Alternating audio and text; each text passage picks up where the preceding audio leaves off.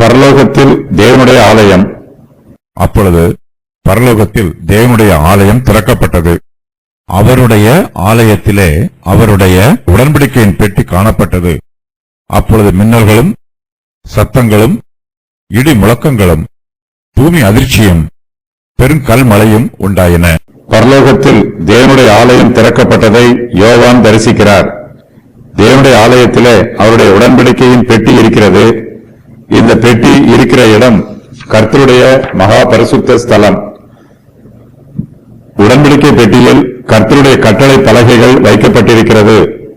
யோசியாவின் காலத்திற்கு முன்பாக உடன்படிக்கை பெட்டி காணாமல் போயிற்று. அது மறுபடியும் கண்டுபிடிக்கப்பட்டது.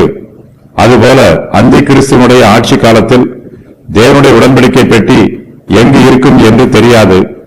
ஆனாலும் அந்தி கிறிஸ்துவனுடைய ஆட்சி முடிவு பெற்றவுடன் தேவனுடைய உடன்படிக்கை பெட்டி தேவனுடைய ஆலயத்தில் காணப்படும்.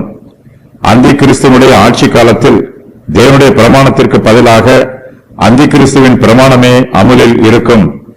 தேவனுடைய ஆட்சி வரும்போது அவருடைய பிரமாணம் மறுபடியும் ஆளுகை செய்யும். தேவனுடைய சத்திய வசனங்கள் திறக்கப்படும். அது எல்லோருக்கும் காணும்படியாக இருக்கும். பரலோகத்திலே தேவனுடைய ஆலயம் திறக்கப்பட்ட போது அங்கு அவருடைய உடன்படிக்கை பெட்டி எல்லோருக்கும் காணப்படுகிறது. எல்லோரும் அந்த பெட்டியில் உள்ள தேவனுடைய பிரமாணத்தை வாசிக்கலாம். கர்த்தர் சீனாய் மலையிலே மோசேக்கு 10 கட்டளைகளை கொடுத்த போது அங்கு மின்னல்களும் சத்தங்களும் இடி முழக்கங்களும் பூமி அதிர்ச்சியும் பெருங்கல் மழையும் உண்டாயிற்று. அதுபோலவே தேவனுடைய ஆலயத்தில் உடன்படிக்கை பெட்டி காணப்பட்ட போதும் அங்கு மின்னல்களும் சத்தங்களும் இடி முழக்கங்களும் பூமி அதிர்ச்சியும் பெருங்கல் மழையும் உண்டாயின. தேவன் நீதியுள்ளவர்.